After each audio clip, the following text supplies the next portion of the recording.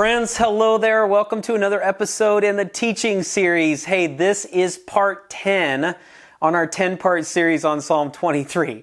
So for the last 9 weeks, we have been tackling Psalm 23 in context. And if you're just joining us throughout the series, I've kept mentioning to people, hey, if you have questions or comments, leave those underneath the teaching at walkingthetext.com. And then at the very end, I'll just answer your questions as the final episode. So I am so grateful for all the question and comments you have offered throughout the series. A number of the questions I've answered underneath the individual teachings, and then there are a handful that I have saved for this last episode that I wanted to go into greater detail about, that I think all of you would just greatly benefit from. So thank you so much for offering them. And based on just the number of different avenues we're going to be able to go, I think you're going to find this episode to be really helpful. So let's just jump right on in. Excuse me, I'm battling a little bit of a cold, so I'll probably cough several times during this. So I'll forewarn you about that. But this one is from Doug H. This is from the very first episode, My Savvy Shepherd. And he just says, what could an 11th century BC shepherd do, so basically the era of David, with this knowledge that a 21st century North American would find surprising, insightful, and contextualizing? And I love the fact that Doug asked this right away, and I just said, hey, we're going to unpack a lot of this throughout the rest of the series. But as I was going back through the questions, the one thing I just wanted to draw out of that was for a 21st century, and not just North American context, because a number of you are watching from Australia and South Africa, and we've got people in Peru and the Middle East and all over the place, is that anywhere that we find ourselves, I think one of the things that strikes me most about the shepherding context is how aware the shepherd was of not only the environment, but how the individual sheep and goats would function within that environment. And the challenge that it leads for me as a parent, as a leader, as someone who's running an organization is, how do I help my kids? How do I help those people that I lead navigate the environment well? Like, how do I need to better understand the environment that we're engaging in? But then what's more is, how do those who I get to walk with, that I get to lead, that I get to journey with, how do I help them to navigate the environment? And recognizing that, especially when it comes like to my 4 kids, I can't treat each of my 4 kids the same way. Like, I have to go, what is unique about you, and how do you traverse this landscape based on your skill set and what the environment is going to throw at you, and how do you do it, and how do you do it, and how do you do it? And I have to think about that in terms of the people that I'm on teams with, that I get to lead, that I get to do life with. And that's one of the things that just challenges me most, is the awareness of the environment and the awareness of how to lead people well so that they can flourish in that environment as well. So that would just be something that I would offer up there. This one is from Joyce J. This is from the Still Waters of Rest. And she just writes, the shepherd seems to be doing most of the work in getting the sheep in their right place at the right times to eat and drink. I sense that most people think they have to do something to find rest. In fact, the Good Shepherd has and is already leading us to those waters of rest. Is it we that are not following the shepherd to those places of rest?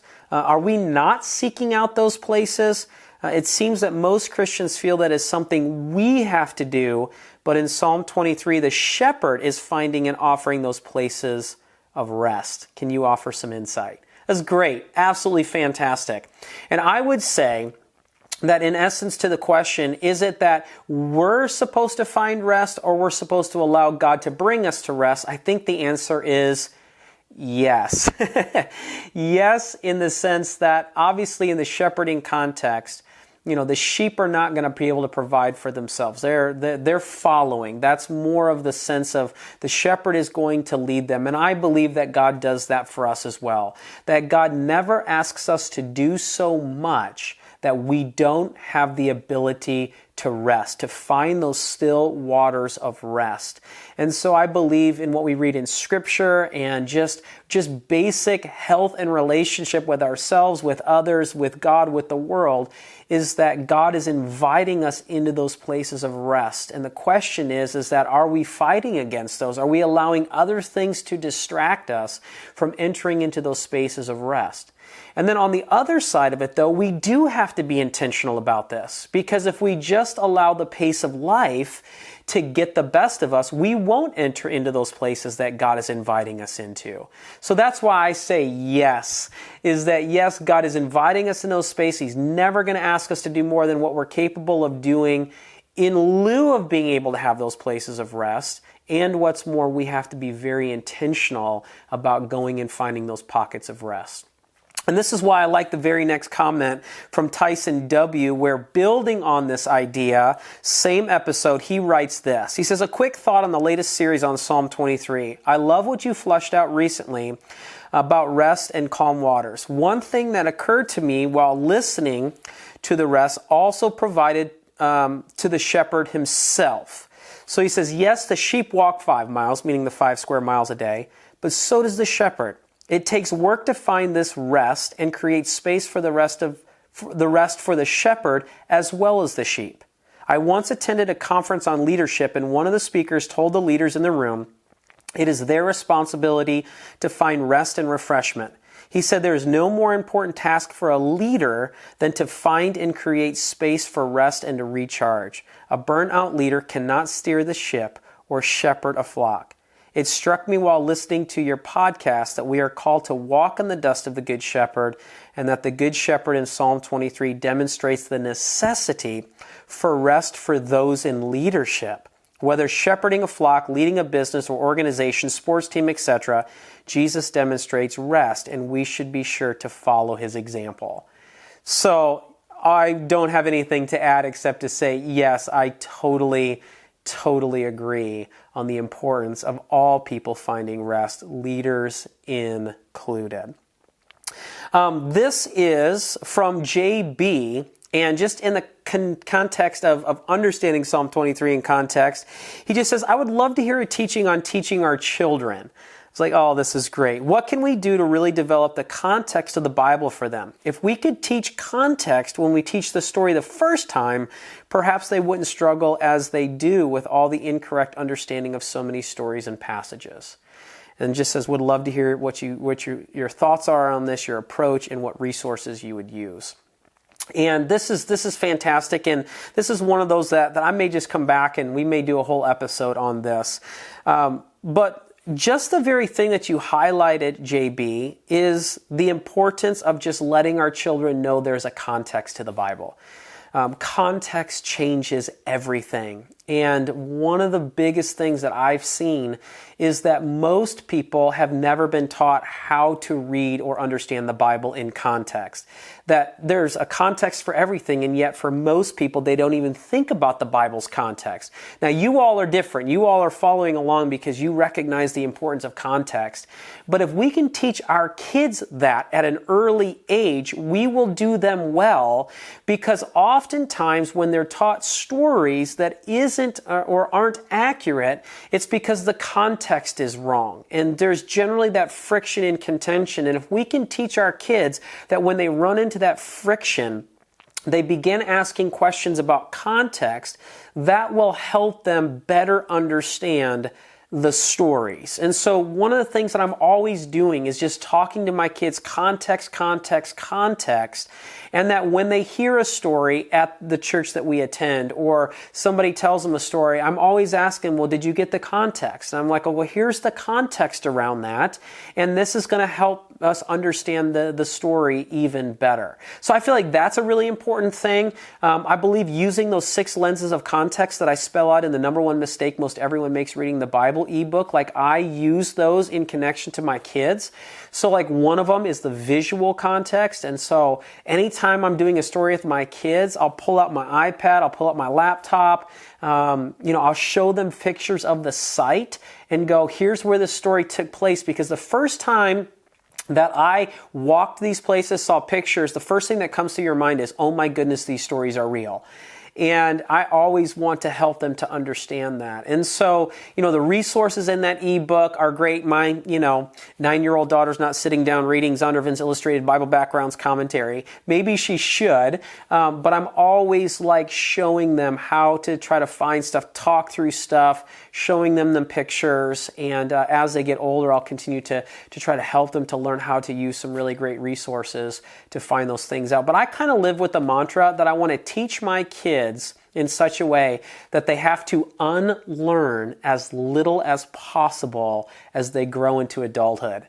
So I think that's true for all of us. We stand on the shoulder of our parents. What they got right, we try to emulate. What we think that they didn't do as well, we try to do better. And our kids are going to try to do better than what we did. As well they should. We're all on this journey to try to do the best we can. But I think that just teaching our kids what context is and how to think about the Bible in context, it's the best thing we can serve them with, that when they start running into issues, then they can challenge what assumptions they're making or what assumptions they're putting onto the Bible that may be not the most accurate. So, but we should probably do a whole teaching episode on that. So outstanding. Great job. Robert C., you asked a question about Noga Havarini's translation of Jeremiah 50:6-7. I responded, hey, I will tackle that in the last teaching. And then as I went through and was looking everything up, it's like, this is going to be really getting into the weeds for a lot of people. So I am going to now post a long response back in part 4, Paths of Righteousness. And for those of you who are interested, he's asking about the translation, particularly about the mountains leading the people astray. So the shepherds, the leaders led the people astray, and then the mountains led them astray. And JB just said, I looked up tons of different translations, and I did not see the mountains leading them astray in those other translations. So can you shed some light on what Noga is doing? And the answer is I would love to do that. And I will do that back there. So for anyone who is interested in understanding more about how translations are interpretations, the importance of a translation from someone who lives in that context or who lived in that context, Noga Havarini was the foremost authority in the flora and fauna of Israel. And I'm just going to talk a little bit about translations, and I'm going to talk a little bit about how the Hebrew is being used there. So just wanted to give a heads up to the rest of you, and Robert, just to honor you with your question and to say I felt like we were getting too much in the weeds the more I looked into it. So that's how we're going to tackle that. Another one on translation itself is from part 6, Rod and Staff and Sling. This is from Randy S. And he said, do you see any correlation in the fact that during the crucifixion scourging, Christ the shepherd was beaten with a tool used by a shepherd?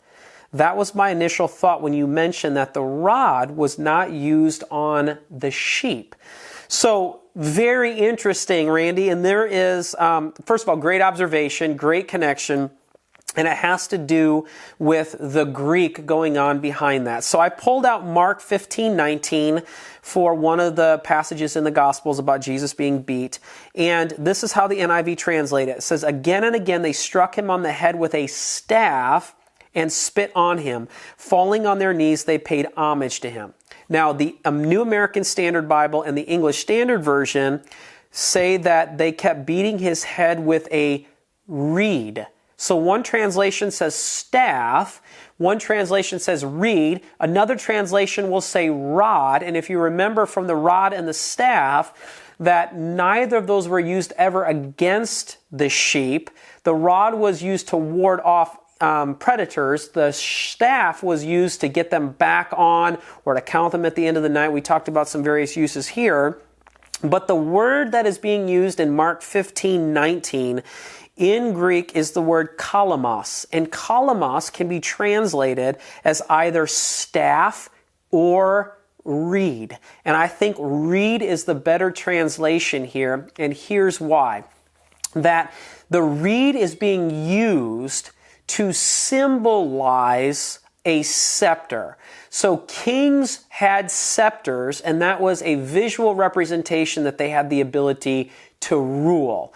And so they're trying to give the illusion, not necessarily the illusion, I guess the illustration of Jesus is that you call yourself king, because remember, King of the Jews is what's going to be, written on the placard above Jesus's head. And they're basically shaming him. They're going after him, degrading him. And so what they're using to beat him with is probably a number of reeds that are kind of strapped together, or maybe like a really thick reed that resembles a scepter, and basically beating him with the very instrument, if you will, that symbolized someone's ability to rule as a king. So I can see how that can be challenging and frustrating to go, but that's not what the translation is in our English. And it's like, well, no, based on the translations, there's lots of different ways this can be taken.